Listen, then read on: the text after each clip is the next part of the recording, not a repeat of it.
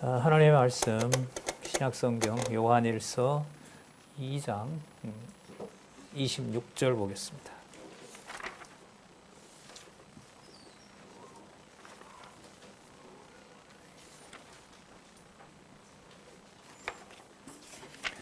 자, 2장 26절 제가 읽겠습니다. 너희를 미혹해 하는 자들에 관하여 내가 이것을 너희에게 쏟노라. 너희는 주께 받은 바 기름 부음이 너희 안에 거하나니 아무도 너희를 가르칠 필요가 없고 오직 그의 기름 부음이 모든 것을 너희에게 가르치며 또 참되고 거짓이 없으니 너희를 가르치신 그대로 주 안에 거하라. 27절까지 읽었습니다. 우리 교재는 우리 개혁성경입니다. 개혁성경이고요. 개혁성경 나와 있는 성경 강론 18권 9475페이지에 참고하시면서 같이 우리 성경 강론에 임하도록 하겠습니다. 우리 잠시 우리 구조를 보시면요. 요한일서가 5장까지 나와 있죠. 그런데 세우신 교회로 하여금 적그리스도에 대해서 배척하게 하는 투쟁의 내용들이 나오고 있습니다. 요한일서부터 유다서까지 진행이 되고 있고요. 일단 우리가 공부를 해 가실 때 아까 우리 장로님께서도 얘기하셨는데 그 역사서는 특히 더하죠. 역사서뿐만 아닙니다. 요한일서도 마찬가지예요. 이 성경에 대한 본문의 그 흐름이 연속적이질 않으면 구조는 그야말로 어떤 한 사람이 만들어 놓은 논리적 틀밖에 되질 않습니다. 그래서 성경 본문에 대한 치밀한 탐구는 너무너무 중요한 시대에 있죠. 우리가 그래서 성경신학에서 성경신학뿐만 아니죠. 제가 이제 인문학을 공부했으니까요. 철학에 있어서도 진리가 뭐냐라고 했을 때 첫 번째 요건은 논리성입니다. 논리성이 어떻게 되어 있느냐. 논리의 특성은 바로 일관성인 거죠. 어떤 한 개념이 어느 순간에 단절이 일어나게 되면 성경은 이게 인본주의와 신본주의로 구분이 되게 됩니다. 그러니까 철저히 인본주의로 보이더라도 하나님 살아계신 증거의 생명의 말씀으로 증명해야 되는 입증의 부담이 상당히 크죠.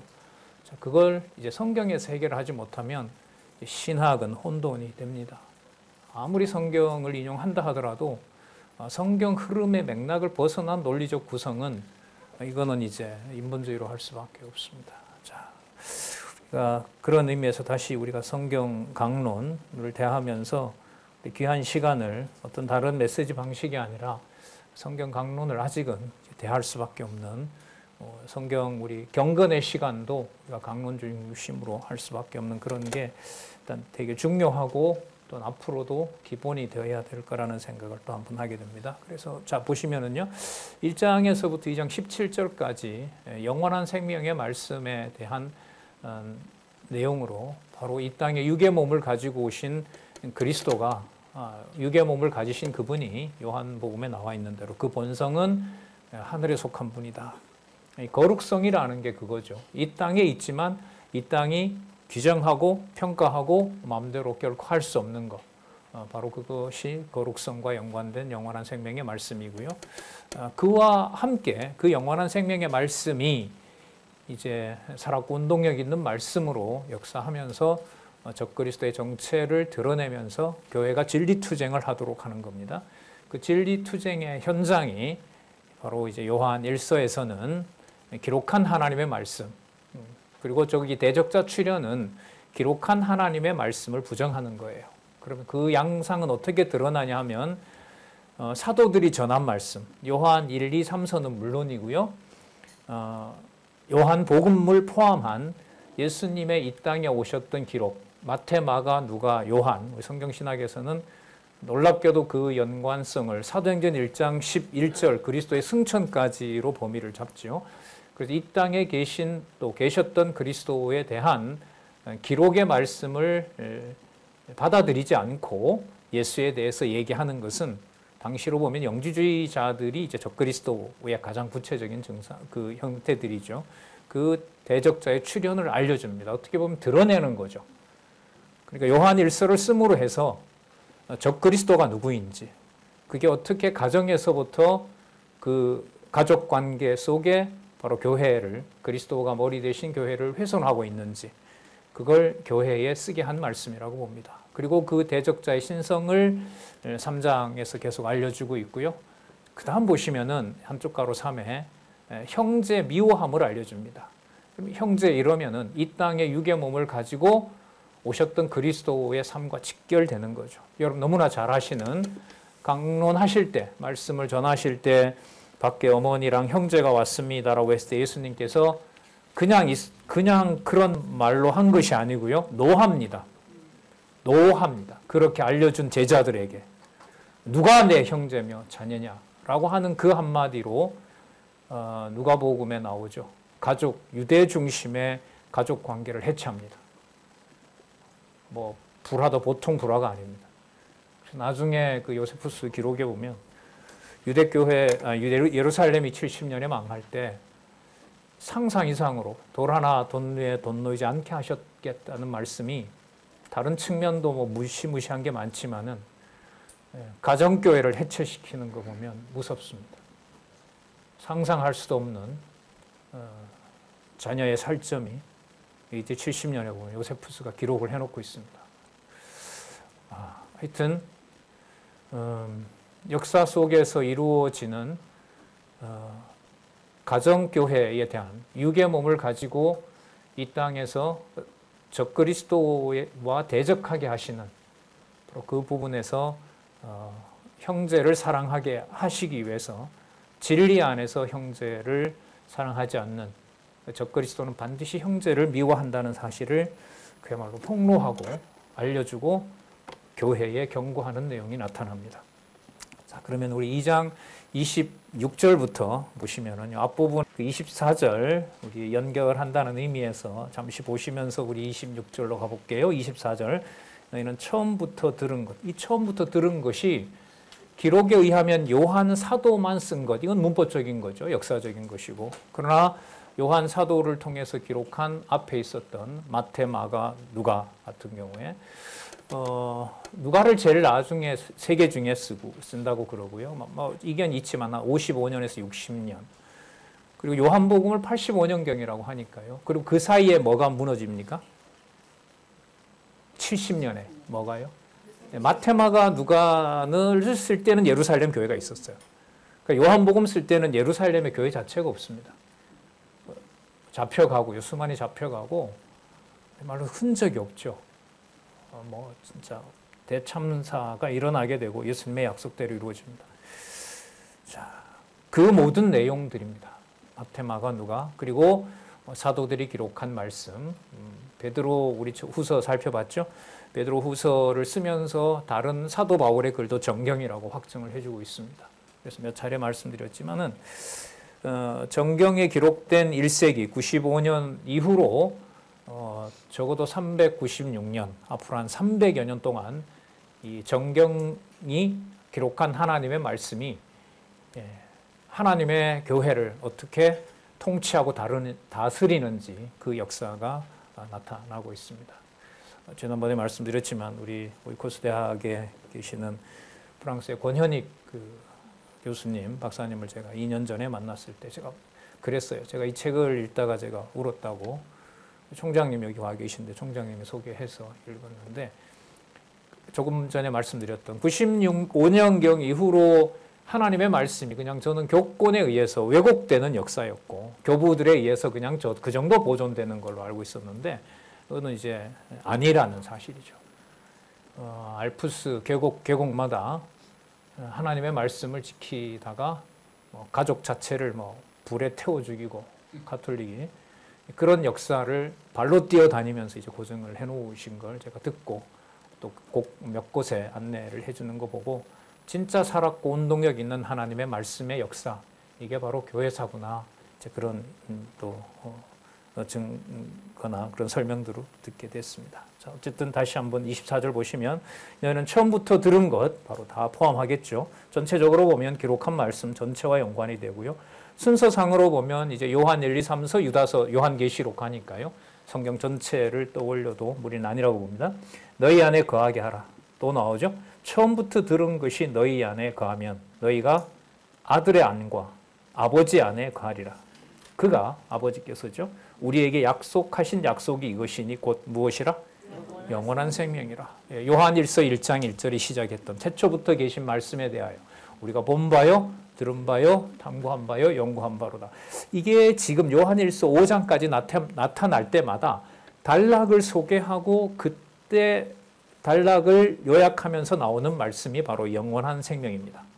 뒤에 보면 또 이야기를 하고 영원한 생명을 얘기해요.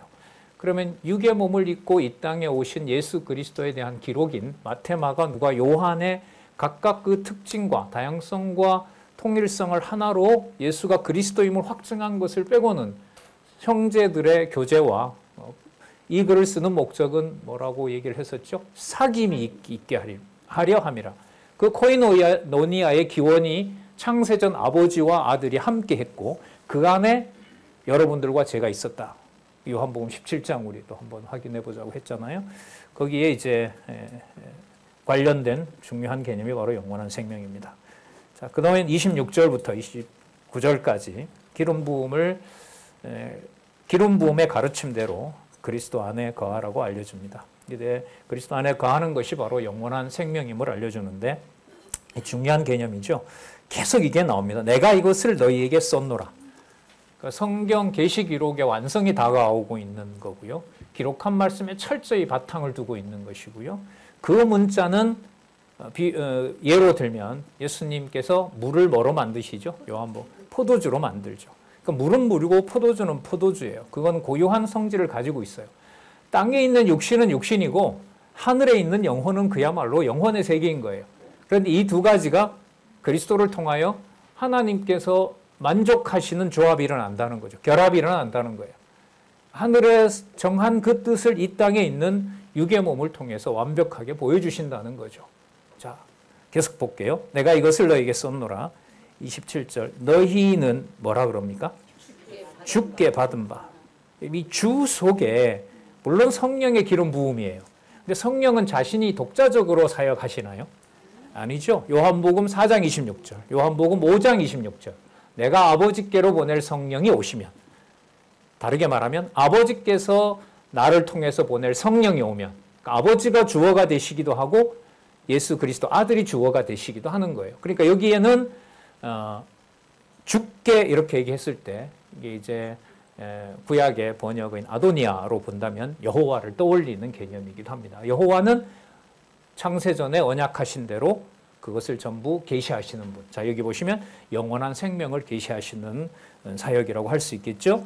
주께 받은 바 기름 부음이 너희 안에 거하나니. 야, 이 내용. 주께 받은 바 기름 부음은 여러분 누구에게 하던 얘기죠?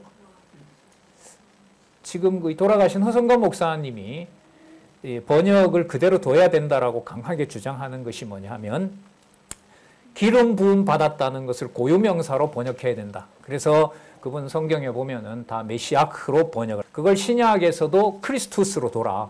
기름 부음 받았다 이렇게 번역을 하지 마라. 이렇게 이제 주장하는 것도 있습니다. 근데 여기서 이제 우리를 놀라게 하는 것은 주께 받은 바 그 메시아를 선지직, 왕직, 제사장직에 대한 기름 부음이 누구에게도 있다는 거예요.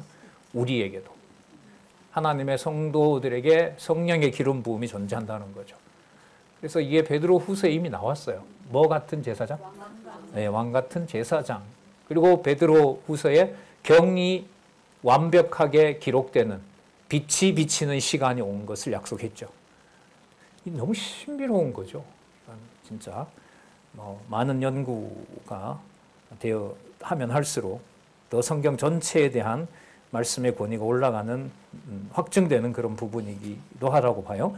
주께 받은 바 기름 부음이 너희 안에 거하나니 아무도 너희를 뭐 할 필요가 없어요? 강론할 필요가 없는 거죠. 맞죠? 아니에요. 쓸 필요도 없고 말할 필요도 없고 무언은 대다 노인지 예스인지 잘 몰라요. 예. 이거 여러분 지금 그 주석에 논란이 있습니다. 이걸 가지고 예를 들면 그 형제단이나 또 이제 그 이른바 뭐 구원파라든지 또 이런 데에서는 누가 누구에게 강리를 하는 그 자체는 정당화될 수 없다라고 강하게 얘기를 하긴 합니다. 자, 그러면 여러분 여기서 우리 하나만 생각을 하면 지금 요한 일서를 사도 요한이 쓰잖아요. 글로 써서 보냈잖아요. 그럼 본인이 뭐 하고 있어요? 본인이 글로 편지 쓰신 자가 에베소라고 얘기를 하는데 예루살렘은 이제 쓰신 자가 없으니까 에베소에 있는 성도들에게 자신이 글을 써서 뭐 하는 거죠? 보내서 뭐 하는 거예요? 가르치는 거 아니에요. 근데 이 글에 보면 뭐라고 얘기를 해요? 가르칠 필요가 없어요. 그럼 자기 모순인 거잖아요. 그럼 수정을 하려면 표면적으로 누가 누구에게 말로 글로 가르친다라는 문제가 아니라는 사실을 넘어서야 돼요. 아까 무엇으로부터 출발했죠? 기름 부음 받았다고 얘기를 했죠. 그럼 기름 부음은 누가 해주신 거냐면 하나님께서 하시는 일인 거죠.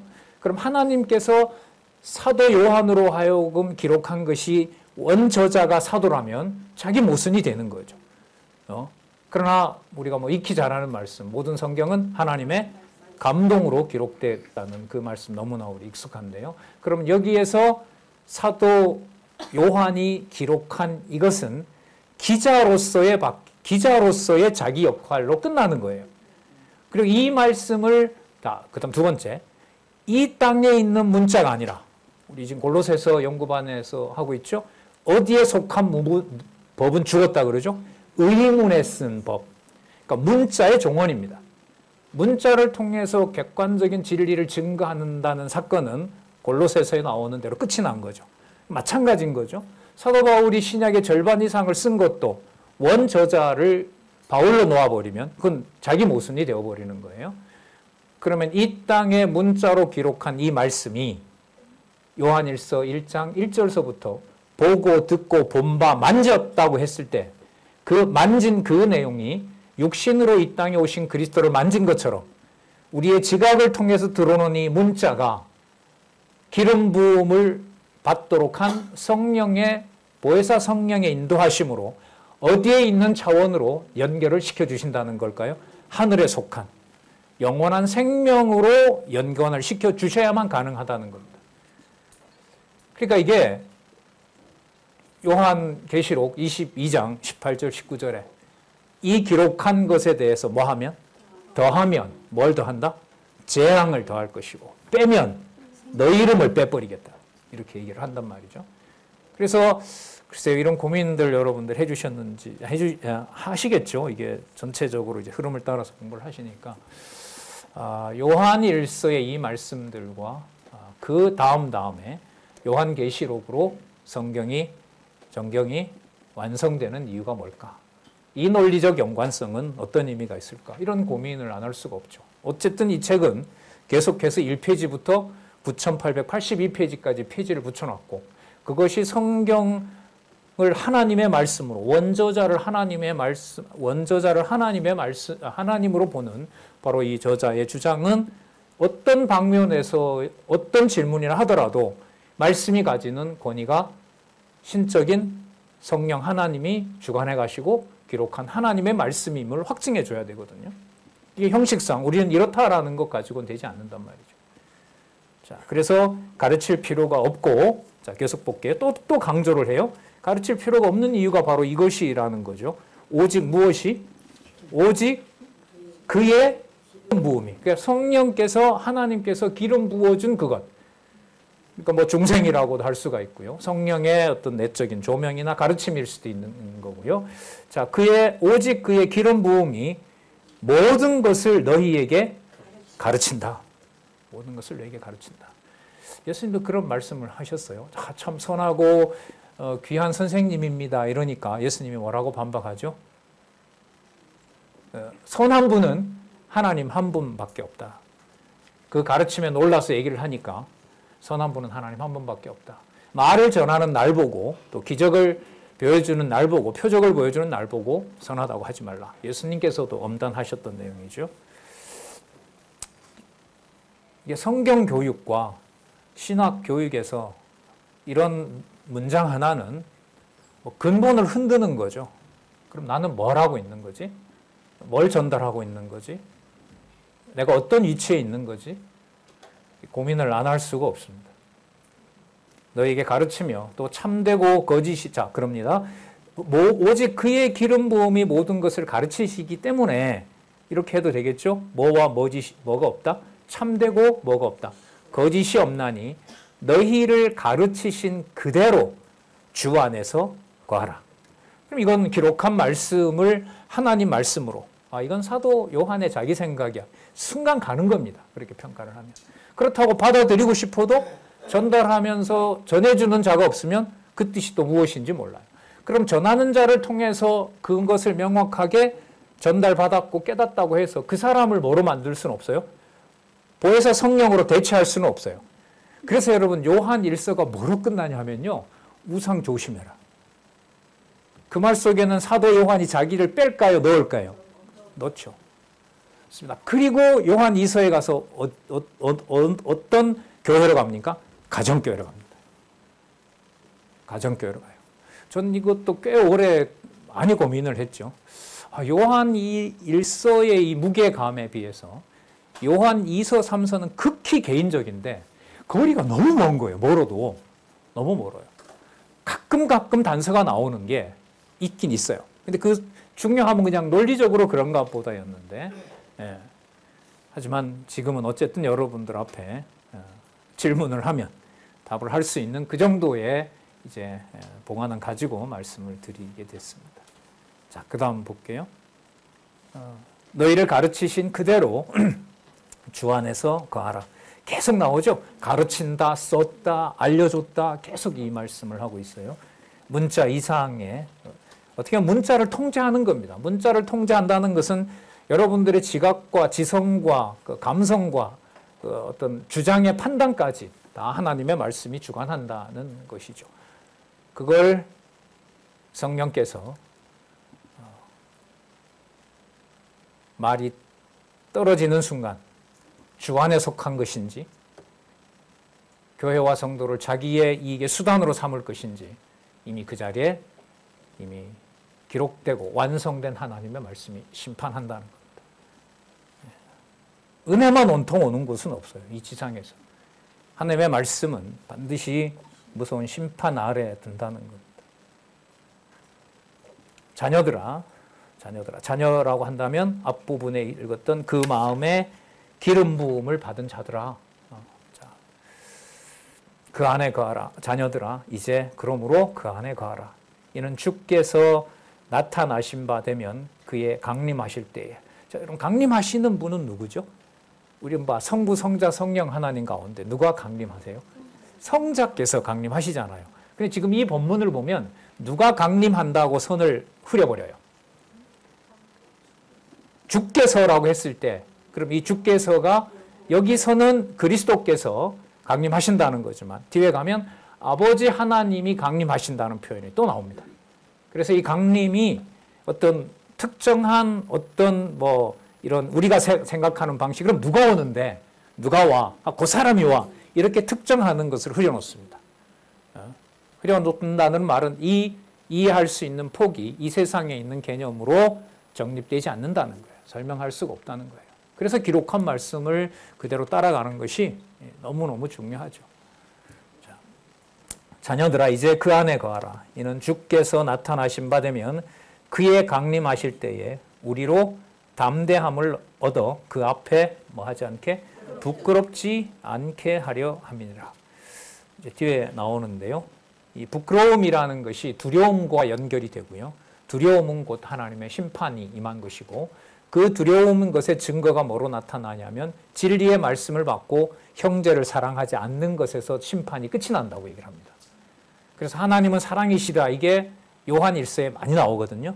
그 사랑과 관련된 또 다른 내용이 바로 이어지는 내용이 형제를 사랑하지 않는 것에 적그리스도가 임한 자리다라고 알려줍니다.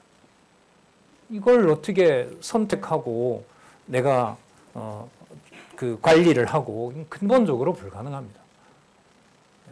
고민이 많이 되고요. 읽으면 읽을수록 좀 탄식 소리, 아휴, 이런 소리가 많이 나와요. 볼게요. 29절. 너희가 그의 뭘 알면? 의로우신 줄을 알면. 예, 의롭다라는 거. 우리 로마서 3장 21절부터 11장에 의와 관련된 가장 많은 내용들이 신약에 이미 기록이 되어 있죠. 예수께서도 너희는 먼저 그의 나라, 하나님의 나라와 의를 구하라. 예, 뭐 이 의 때문에 굉장히 유명해진 미국 교수 얼마 전에 또 왔다가 갔죠. 정의란 무엇인가? 진짜 난제입니다. 아니 해명이 안 돼요. 이제 더더욱 안 돼요. 과거에는 어떤 특정한 어떤 시스템이나 어떤 것들이 의다라고 하면 먹혔어요. 근데 이 모든 게 다 통하지를 않아요. 그리고 드러난 세계와 숨어있는 이른바 가상세계에 의 문제가 붙으면 더 이상 할 말이 없어요. 예, 의라는 게 우리 옳을 의를 쓰잖아요. 그 옳다는 거. 옳다는 게 드러나려면 진실이 드러나야 되고 팩트가 있어야 되는데 사실과 팩트 자체가 없잖아요. 자, 그래서 이 의로우심이라는 게 눈으로 보는 교회를 판단하고 심판하는 적그리스도의 정체를 알려주는 게 되고요. 그리고 이 의는 기록한 말씀을 깨닫게 하셔서 어디에 있는 의? 하늘에 속한 의. 하늘에 속한 의. 글쎄, 의, 뭐 정당성. 뭐 우리에게 좀 익숙한 거라면 우리가 혁명을 할 때 뭐가 있어야 된다 그러죠? 명분. 명분 앞에 큰 글자 2개 또 붙이잖아요. 대의 명분 이런 거 들어보셨어요? 그 대의 명분과 같은 거예요. 한 사람을 죽이면 형사상 그걸 받아요. 책임을 묻고 처벌을 받습니다. 근데 명분을 가지고 국가가 파병한 군인으로 가서 많이 죽이면 많이 죽일수록 뭘 받아요? 훈장을 받아요. 예. 이게 의의 문제입니다. 청소년 시절을 지나면서 교회에 대한 회의나 기존 교회에 대한 비판과 그런 것들이 몰려오게 되는데요. 도덕적이고 감정적인 선에서 넘어서요. 그 다음에 그런 일이 일어날 수밖에 없구나라고 했을 때 생기는 고민이 뭐냐면 도대체 의란 무엇인가 이렇게 고민을 하게 되죠. 그의 의로우신 줄 알면 이 의로우신 줄 아는 모든 내용들이 모든 의로운 기록들이 마태, 마가, 누가, 요한 그리고 다른 사도들의 글에서 증명이 되는 겁니다. 자, 그의 의로우신 줄을 알면 또 알면이 나오죠. 기록한 기록을 아는 겁니다. 의를 행하는 자마다 의를 행하는 자는 그 안에 무엇을 받은 자? 기름 부음을 받은 자. 이건 전부 영적인 문제죠. 단서는 하나밖에 없어요. 주어진 말씀은 객관적으로 누구나 교회에서 가지고 있고 그 말씀을 듣고 안 듣고는 기름 부음 받은 주관자인 하나님께서 깨닫게 하시고 우리 안에 있으나 나가게 하는 어떤 자, 적그리스도를 심판하는 일에서 드러나는 겁니다. 그 사이에 이제 인간적인 관계들이 엮여 있죠. 바울 서신이 전부 그런 얘기 아닙니까? 잘하는 듯 하고 뭐 하는 거지만 사도 바울은 그 자를 지목하죠.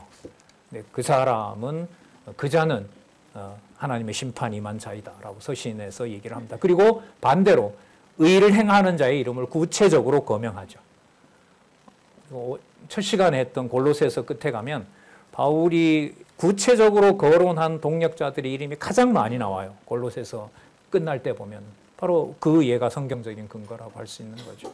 그래서 성도들의 교제가 구체적이되 그 구체적인 것을 진리의 말씀으로 요한 고린도전서 13장에 있는 대로요. 약속하신 대로 뭐와 함께 기뻐하며 진리와 함께 기뻐한다라는 것이 요한 일서에 오면 더 엄격하고 분명하게 기록을 해주고 있다고 할 수 있습니다.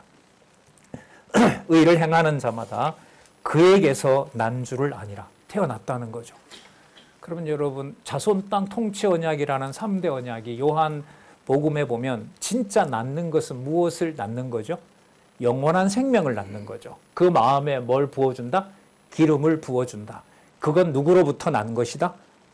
아버지 하나님으로부터 난 것이다. 이 내용들을 요한복음 17장에서 바로 그리스도께서 알려준 바가 있죠.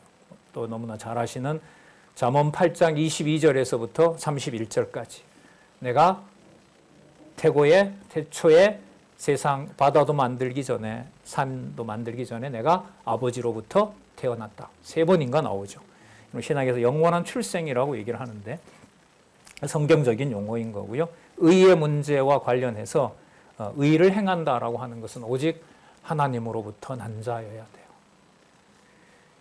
여러분 이게 어떤 구체적인 뒷받침과 이런 기록한 말씀을 통해서 확인이 안 되면 이게 얼마나 추상적이고 황당하고 그런 얘기가 되겠어요?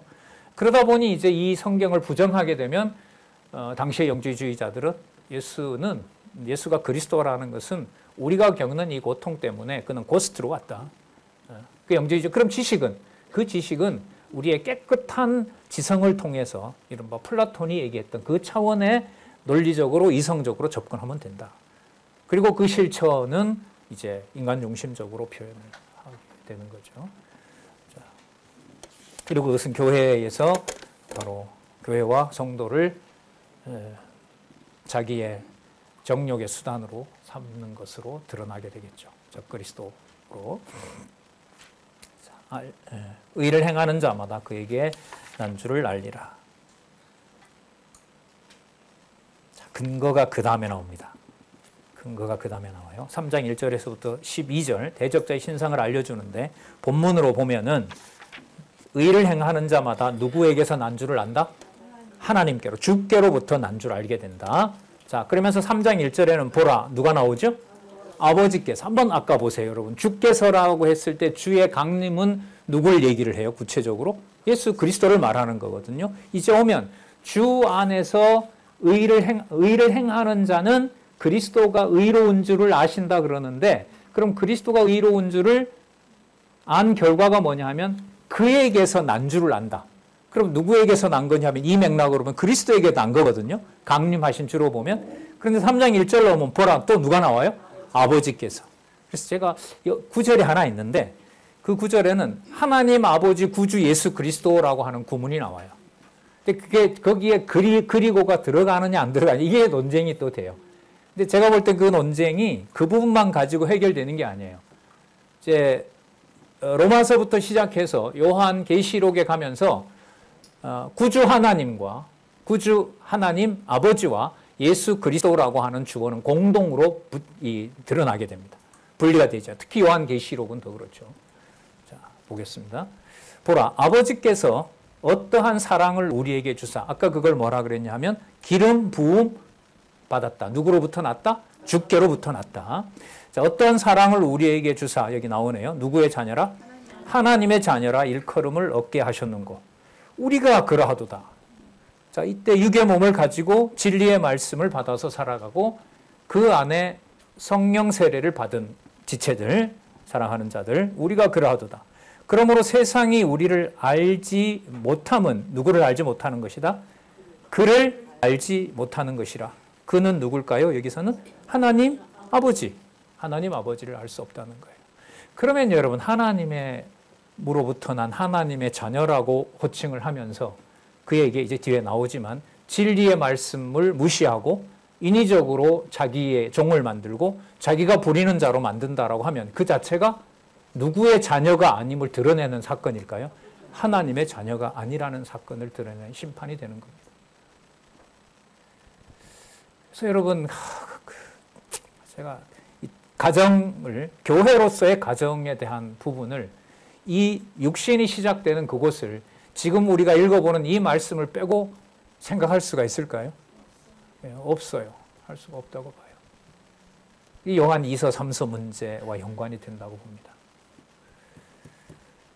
네, 보라 아버지께서 보라 아버지께서 1절 읽었죠? 그를 알지 못함이니라. 자, 그렇다면 사랑하는 자들아, 그럼 같이 읽어볼까요? 2절부터 3절까지 한번 읽어보겠습니다. 시작. 사랑하는 자들아, 우리가 지금은 하나님의 자녀라. 장래에 어떻게 될 것은 아직 나타나지 아니하였으나 그가 나타나심이 되면 우리가 그와 같은 줄을 아는 것은 그의 계신 그대로 볼 것을 인함이다. 여기까지 일단 볼게요. 여기 보시면 누가 나타나요? 여긴 또 하나님이에요. 하나님이에요. 근데 앞부분에는 강림 이러면 우리는 누굴 얘기해요? 그리스도죠. 그 분리가 안 돼요. 주께서 아도나이라고 쓰는 거예요. 그 히브리어 성경은 아도나이로 지금 쓰고 있거든요. 그 아도나이 속에는 주 예수 그리스도와 여호와 하나님, 만군의 이스라엘의 만군의 여호와 하나님, 그 개념이 다 들어있어요. 아도나이라는 것 속에는 영어로 로드라고 번역하는. 그리고 그 번역을 우리는 돌려놓자. 여호와는 여호와 번역으로 돌려놔야 된다. 이렇게 이제 주장하고 있고요. 그가 나타나심이 되면 우리가 그와 같은 줄은 누구의 자녀임을?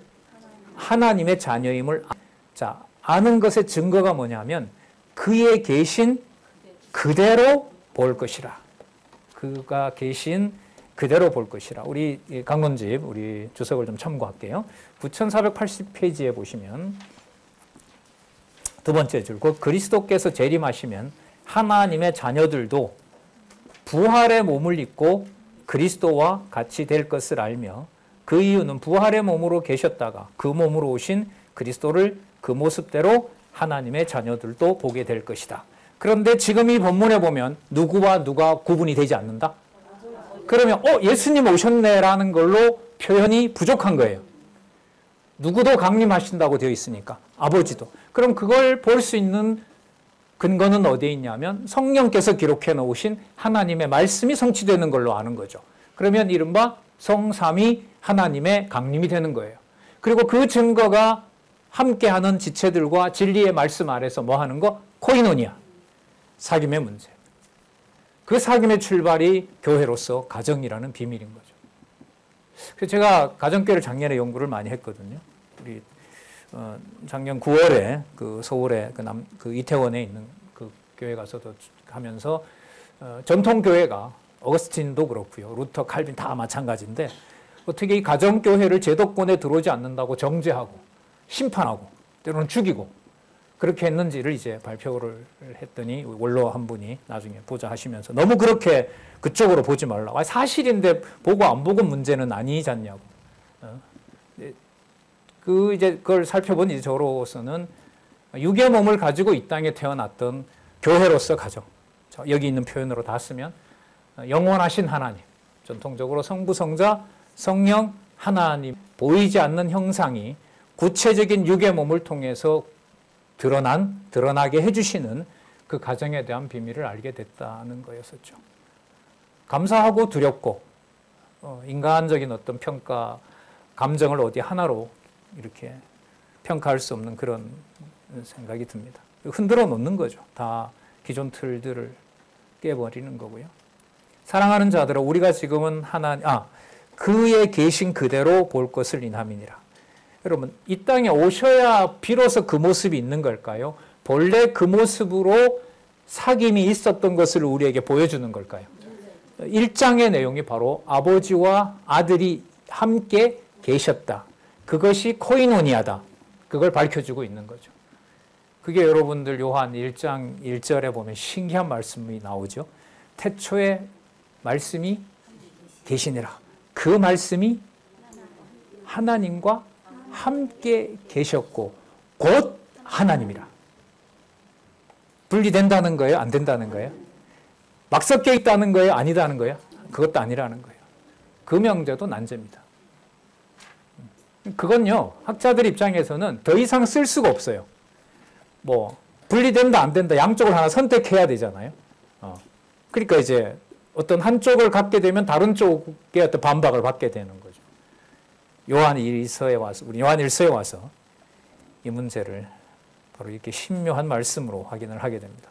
그의 계신 그대로 볼 것을 인합니다. 그러면 그의 계신 것을 그대로 본다는 것은 이 땅에 기름 부음 받은 성도들과 무엇이 일어나는 데서 드러날까요? 사는 데서 드러나고요. 그것을 바로 아가페라고 합니다. 그 뒤에 가면 하나님은 무엇라? 사랑이라. 그게 이 맥락에서 나오는 거예요. 네. 자, 그의 계신 그대로 볼 것을 인함이니 3자. 왜냐하면 주를 향하여 또 주로 나오죠. 그럼 이때 주는 여러분 누구? 아버지, 아들, 그리고 진리의 말씀. 진리의 말씀의 근거는 5장에 나옵니다. 5장에 나와요. 기억나시겠지만 여러분, 그리스도는 이 땅에 물과 피로 오셨다 그러고 함께 누가 한다? 성령이 함께 한다. 그래서 물과 성령과 피는 뭐다? 하나다. 그게 이제 5장에 가면 나옵니다. 그래서 성도들의 사랑의 교제가 가지는 하늘에 속한 놀라운 차원을 강조하면서 육의 몸을 함부로 대하고 지체일 경우에 사용하고 악용하고 평가하고 판단하는 것에 대해서 적그리스도라고 규정을 하게 됩니다. 자, 주를 향하여 이 소망을 가진 자마다 그의 깨끗하심과 같이 거룩함이죠. 자기를 뭐하게 하느니라? 깨끗하게 하느니라. 여러분, 이 깨끗하심이 아까 우리도 의로운 자라는 걸 얘기를 했었죠.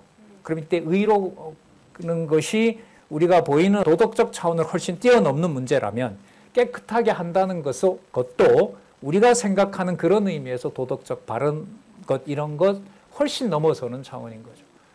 신의 본성과 같은 거룩성과도 연관이 되는 거고요. 자, 하지만 불법을 행하는 범죄자는 범죄자를 그냥 두지 않고 그리스도가 오신 것이 바로 그 불법을 행하는 자를 심판하러 왔다라고 얘기를 합니다. 3장 4절에서부터 6절 볼게요. 죄를 짓는 자마다. 그럼 여기서 여러분 죄는 어떤 죄일까요? 강림하심을 두려워하지 않고 그 안에 육의 몸 안에 성령의 기름 부으심이 있는 것을 부정하고 그것을 알려주는 기록한 말씀을 뭐하고 받아들이지 않고 그리고 주의 강림을 부정하고 그리고 주의 강림이 예수 그리스도 혼자만의 어떤 구체적으로 이 영지주의자들은 이 역사적으로 이루어질 것을 부정하는 거니까요. 그래서 하나님까지 부정하는 그 모든 경우가 바로 죄를 짓는 자겠죠. 자, 죄를 짓는 자마다 여기 보시면 뭘 행한다 그래요? 불법을 행하나니 죄는 무엇이라? 불법이라. 죄가 불법이다라고 하는 것은요. 이게 법의 문제인 거예요. 무슨 뜻이냐 하면 여러분 우리나라에 와서 어떤 외국인이 되게 착하게 살고 한국 법도 잘 지켜요. 그러면 바로 그냥 대한민국 주민등록번호 줘요? 이게 법적인 문제예요. 무슨 뜻이냐면 사람의 어떤 행위에 따라서 그 사람에게 권리를 부여하는 차원이 아니라는 거예요. 아무리 깨끗하고 뭐하게 살아도 가끔 예를 듭니다만 조선시대에 아무리 충신이라 하더라도 무슨 죄에다가 걸어버리면 이거는 사형을 면할 수 없어요. 대역죄.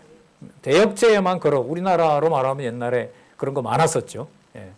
국가보안법에 걸리면 이거는 뭐 출세도 못하고 공무원 고위직도 못 가고 그게 여러분 법의 문제입니다. 그럼 죄가 불법이라고 하는 것은 성경에 기록한 모든 말씀마저도 그 본생의 태생 자체가 요한복음에 보면 사단은 처음부터 뭐 한 자라? 살인한 자라. 뒤에 보면 처음부터 악한 자라 이렇게 나와요. 요한 이제 1서에서는. 그러면 야고보서에서는 사단도 하나님의 말씀을 듣고 그 앞에서 뭐 한다 그러죠? 떨어요.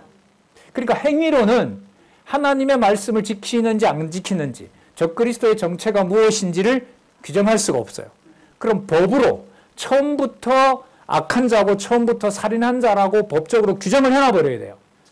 그래야 그의 모든 행위가 천사 같은 모습으로 수많은 방언을 하고 원하는 모든 자들에게 말씀을 전한다 하더라도 무엇이 없으면? 사랑이 없으면. 이 아가페의 권위인 거죠. 아가페가 가지는 하나님의 말씀의 권위라고 할 수 있습니다. 여기에 이제 면할 수 있는 자는 없죠. 이 방법으로 하나님의 교회에 아까 깨끗함이 나왔고 의로움이 나왔는데 교회의 거룩성을 하나님께서 지켜가신다는 겁니다. 자, 죄는 불법이라 그리스도가 우리 죄를 없이 하려고 나타내신 바 된 그것을 너희가 아나니 그에게는 뭐가 없느니라? 죄가 없느니라. 그러면 그리스도는 이 땅에서 계시는 동안 불법이라는 것을 한 적이 있을까요? 없을까요? 불법을 행한 적이 없어요. 아까 죄가 불법이라고 했으니까. 그가 어떤 것을 하더라도 제자들에게 호통을 치더라도 가족관계를 무시하더라도 성전에 채찍을 들어서 성전 장사꾼들을 다 내쫓고 호통을 치더라도 그렇게 하더라도 그 모든 것에서 불법적인 것은 없습니다. 법적으로 정당하다 그러죠. 그 법적으로 정당하다는 말이 뭐냐 하면 바로 의롭다 이라는 거예요. 법적으로. 우리 그렇잖아요. 증거는 물증은 가는데 심정이 없고 뭐 검사가 좀 도와주면 뭐 사형에 해당해도 무죄 방면이 되는 거 아니겠어요? 집행유예로 풀려나는 거 우리 많이 듣잖아요 요새. 그게 바로 법의 문제입니다. 그래서 그리스도께서 어떤 것을 육의 몸을 가지고 행하시더라도 하나님 앞에서 전부 법적으로 의로운, 이때 의로운이 들어가는 거예요. 그 모든 것이 육의 몸을 통해서 아버지가 기뻐하는. 그래서 요한 1서가 아까 마지막은 나타난 형상을 진리와 관계되는지 미혹하는 영과 잘 구분하는 하기를 바란다라고 끝나고요. 그 바로 앞에 보면 뭐라고 얘기하냐면 그리스도는 참 하나님이라. 이렇게 요한 1서가 끝납니다. 그럼 이거는 이 땅에 지금 여기 말씀드린 대로 자 6절 보고 말씀드릴게요. 그래서 그 안에 거하는 자는 자 성도에게로 이제 넘어옵니다. 기름 부음 받은 성도에게 그 안에 거하는 자는 뭐 하지 않아요? 그러니까 이 땅에 육의 몸을 가지고 그리스도께서 오셔서 성령의 충만함으로 어떤 뭐도 없었으니까 불법이 없었으니까 그 그리스도의 영이 기름 부음 받은 성도들에게도 뭐 하지 아니하나니 범죄하지 않는다는 겁니다. 여러분 이걸 맥락 없이 쓰면 어떤 일이 벌어지겠어요? 큰일 나는 거죠. 큰일 나는 겁니다. 그런 면에서 여러분 성경은 이런 의미에서 뭘까요? 법입니다. 법입니다. 법의 완결입니다. 그래서 우리 교회 개혁론 결론 첫 번째 성경의 기독교의 유일한 법은 무엇이다? 성경이다. 그렇게 결론을 내리고 있기도 합니다. 자, 범죄하지 아니하나니 자 그렇다면 그리스도 안에 거하지 않는 자 아까 기름 부음을 받지 못한 자 그런 자마다 그를 보지도 못하고 그를 알지도 못하느니라. 볼 수도 없고 알 수도 없습니다. 그리고 전부 뭐 아래 있어요? 불법 아래 있는 겁니다. 예. 자 7절에서부터 9절 보시면 미혹됨을 그러므로 경계하면서 죄를 짓지 않는 이유는 조금 전에 나왔어요. 누구로부터 났다 그랬죠? 아버지로부터, 주로부터 났다라고 얘기했죠. 그러니까 그런 면에서 보면 성경은 법이 맞아요. 근데 법인데 뭘 알려주냐 하면 내가 이 세상에 속하지 않는 출생의 비밀을 알고 있다는 거예요. 여러분 태어난 우리나라 아이가 헌법 1조 1항을 알아요, 몰라요? 대한민국은 민주공화국이고 제2조는 뭐죠? 모든 권력은 국민으로부터 나오고 그걸 애가 알아요, 몰라요? 모르기 때문에 걔는 대한민국 국민으로 아직 될 수 없는 건가요? 보호받나요? 예를 들면 이게 법인 거예요. 그래서 성도들이 가지는 그 안에 기름 부음, 더 구체적으로 기록한 말씀을 그대로 따르는 자들에 대한 사랑을 그렇게 교제하는 것을 훼손하고 폄훼하는 것은 요한 1서 2서에서 바로 육의 몸을 가지고 이 땅에 오셨고 모든 것을 적법하게 받아들여 주시고 그렇기 때문에 의롭다고 여김 받으신 그리스도를 뭐 하는 거죠? 배제하는 것하고 똑같아요. 배척하는 것하고 똑같아요. 그래서 사랑이라고 하는 것을 진리 안에서 하지 않았을 때 그거는 여러분들과 저에게도 해당되는 거예요. 뭐가 되는 거죠? 뭐가 되죠? 말을 안 하시네요. 저 그리스도요. 저 그리스도. 저 그리스도는 집 안에 있느니라. 여기에. 참 많이 괴롭습니다. 사실. 지옥 보낼까 겁나고요. 사단도 알고 떤다고 했으니까 하나님 그래도 수백 시간 이렇게 전했는데 그걸 좀 이렇게 하면 웃기는 소리 하지 말아요. 자녀들 아무도 그 다음 여기 나오고 7절부터 9절까지 우리 읽고 마치도록 할게요. 자, 읽어보겠습니다. 시작. 자녀들아 아무도 너희를 미혹하지 못하게 하라. 또 나옵니다. 의를 행하는 자는 그의 의로우심과 같이 의롭고 죄를 짓는 자는 마귀에게 속하나니 마귀는 그러면 불법이다 이 말이에요. 불법이 바로 처음부터 범죄합니다. 하든 간에 전부 교회를 훼손하는 거고 평가하는 거고 심판하는 자리에 간다는 겁니다. 그 다음 계속 읽을게요. 그런데 하나님의 아들이 나타나신 것은 마귀의 일을 멸하려 하심이니라. 하나님께로서 난 자마다 죄를 짓지 아니하나니 이는 하나님의 씨가 그의 속에 거함이요 저도 범죄치 못하는 것은 하나님께로서 났습니다. 그러면 실제 이 땅에 있는 실제 범죄는요? 이 질문이 생길 수밖에 없죠. 제가 이 편지를 받았다고 물을 거 아니에요.